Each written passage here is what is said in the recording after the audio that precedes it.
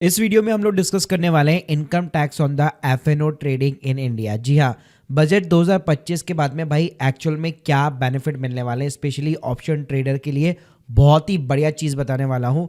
और अगर आपको लॉसेस भी हो रहे तो उसकी भी भाई आपको डेफिनेटली टैक्स के बेनिफिट मिलने वाले हैं। कब आईटीआर फाइलिंग की रिक्वायरमेंट होती है, कब करनी रहती है, कौन सा फॉर्म करना रहता है, तो ये सारी जानकारी देने वाला हूँ एक ही वीडियो के अंदर। तो प्लीज पूरा वीडियो जरूर देखिएगा। यार स्टार्ट करने से पहले बताना चाहूंगा, अगर आप प्रैक्टिकली हर एक सेगमेंट की आईटीआर फाइलिंग लाइव सीखना चाहते हो, टैक्स प्लानिंग सीखना चाहते हो, एक बार हमारी मास्टर क्लास को जरूर चेकआउट कीजिएगा, link in the description box. पहले बात करते हैं कि बजट 2025 के अंदर क्या मेजर चेंज आया है जिसकी वजह से एफ&ओ के ऊपर इम्पैक्ट पड़ा है। तो देखिए, ये आपका एप्लीकेबल होने वाला है 1 अप्रैल 2025 से लेकर 31 मार्च 2026 के बीच में। आप जितनी भी ट्रेडिंग करेंगे उसके ऊपर ये एप्लीकेबल होगा।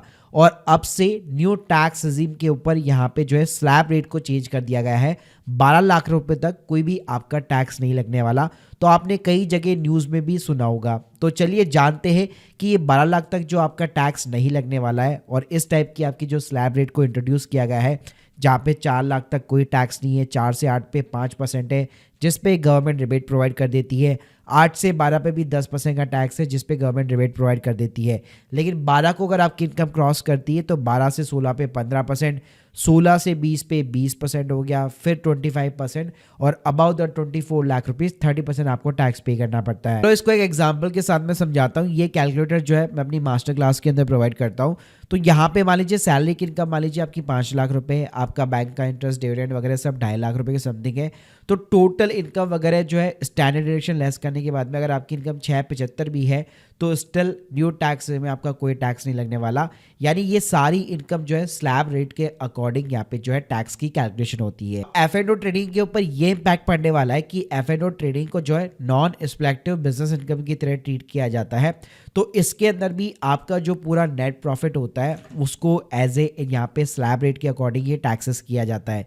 यानी कि जैसे हम लोगों ने यहाँ पे 5 लाख रुपए सैलरी की इनकम डाली है, यहाँ पे हम लोगों ने 2.5 लाख रुपए जो है बैंक का इंटरेस्ट डाला है, ऐसे मान लीजिए आपको यहाँ पे बिजनेस से जो है मान लीजिए 3.5 लाख रुपए का ऑप्शन ट्रेडिंग से प्रॉफिट हुआ है। तो भाई अगर आप अपने पहले वाली इनकम के अंदर 3 लाख रुपए और ऐड कर देते हो और टोटल इनकम अगर आपकी 975 भी हो जाती है और जिसके ऊपर 37,500 रुपए का टैक्स बनता है, तो गवर्नमेंट आपको यहाँ पे रिबेट प्रोवाइड कर दी थी। जी हाँ, तो इस तरह से आपकी सैलरी की इनकम, आपका बैंक का इंटरेस्ट, डिविडेंड की इनकम हो गई, आपकी रेंटल इनकम हो गई और आपके ऑप्शन ट्रेडिंग का नेट प्रॉफिट हो गया। ये सब कुछ मिला के अगर 12 लाख रुपए के नीचे तो आपको अपनी जेब से कोई भी इनकम टैक्स पे नहीं करना है। और एफ&ओ के अंदर आपका कितना टोटल टर्नओवर और आपका कितना नेट प्रॉफिट हुआ है, तो आप अपना किसी भी ब्रोकर से अगर आप रिपोर्ट यहाँ पे डाउनलोड करते हैं तो वो प्रॉपर आपको बता देता है कि हाँ एफ&ओ के अंदर भाई आपका इतना प्रॉफिट, इतना टर्नओवर हुआ है और उसके अगेंस्ट में आपका इतना प्रॉफिट या फिर लॉस हुआ है। और भाई ये आपका प्रॉफिट और जो लॉस होता है वो नेट होता है। इसका मतलब है इसमें सारे एक्सपेंसेस जो है लेस किए जाते हैं। फिर चाहे वो मान लीजिए कोई ब्रोकरेज चार्जेस हो,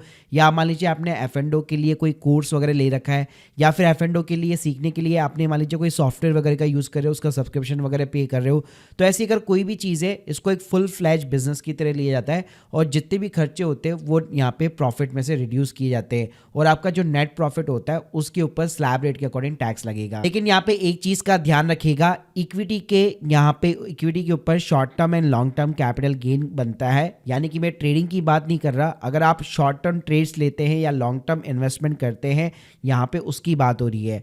तो शॉर्ट टर्म जो कैपिटल गेन होता है उसके ऊपर सीधा सीधा जो है 20% का टैक्स है और लॉन्ग टर्म के ऊपर 12.5% का है। चलो इसको एक एग्जांपल के सामने समझते हैं। मान लो आपने एफ&ओ ट्रेडिंग की, उसके साथ में आपने एक शॉर्ट टर्म ट्रेड लिया जिसके ऊपर आपने 50,000 रुपए का प्रॉफिट बुक किया।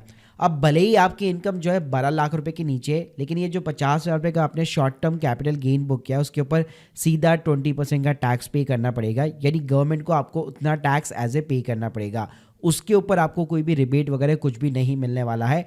यानी कि वो काउंटिंग जो है स्लैब रेट के अकॉर्डिंग नहीं होती है, उस पर सीधा स्पेशल टैक्स रेट लगता है। शॉर्ट टर्म पे सीधा 20%, एलटीसीजी पे 1.25 लाख की एग्जाम्पशन मिलती है और बाकी के अमाउंट पे 12.5% का टैक्स रेट लगता है। तो एफ&ओ को बस यहाँ पे ये फायदा होने वाला है कि उनका जो नेट प्रॉफिट है उसके ऊपर स्लैब रेट के अकॉर्डिंग टैक्स लगने वाला है।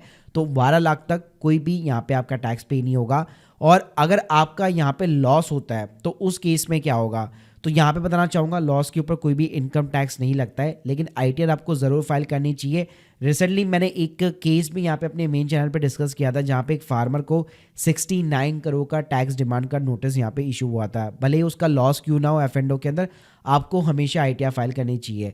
और टैक्स बेनिफिट भाई लॉस का ये मिलता है कि लॉस को आईटीआर के अंदर आप दिखा करके 8 साल तक के लिए कैरी फॉरवर्ड कर सकते हो, और करंट ईयर के एफ की लॉस को आप सेट ऑफ भी कर सकते हो। जैसे मान लो आपकी रेंटल इनकम बहुत ज़्यादा है, आपका डिविडेंड इनकम बहुत ज़्यादा है, बैंक का इंटरेस्ट बहुत अच्छा खासा आता है, कोई अदर इनकम बहुत अच्छी खासी आती है, एफ ट्रेडिंग के अलावा कहीं पे आप बिजनेस करते हो, ठीक है, वहाँ से आपकी बहुत अच्छी इनकम आती है, तो आपका यहाँ का जो लॉस है, एफ का जो लॉस है ना, वो आप उन सारी इनकम के साथ में सेट ऑफ कर सकते हो, एक्सेप्ट द सैलरी इनकम।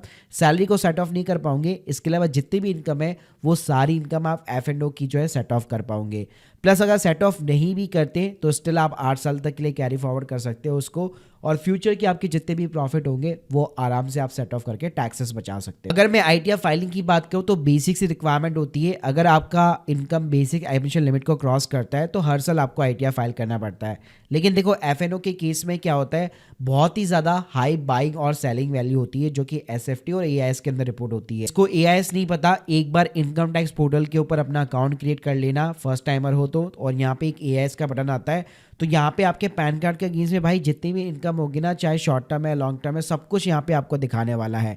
तो यहाँ पे मेक श्योर कीजिए, बहुत ज़्यादा अगर आपकी बाइंग सेलिंग हो रही है, एफ का अच्छा खासा टर्नओवर है, तो मेक श्योर कीजिए भले ही आपका प्रॉफिट क्यों ना हो, आपको हमेशा आईटीआर फाइल करनी चाहिए। और इसके लिए यहाँ पे आपको अपना आईटीआर 3 फॉर्म बेसिकली फाइल करना पड़ेगा।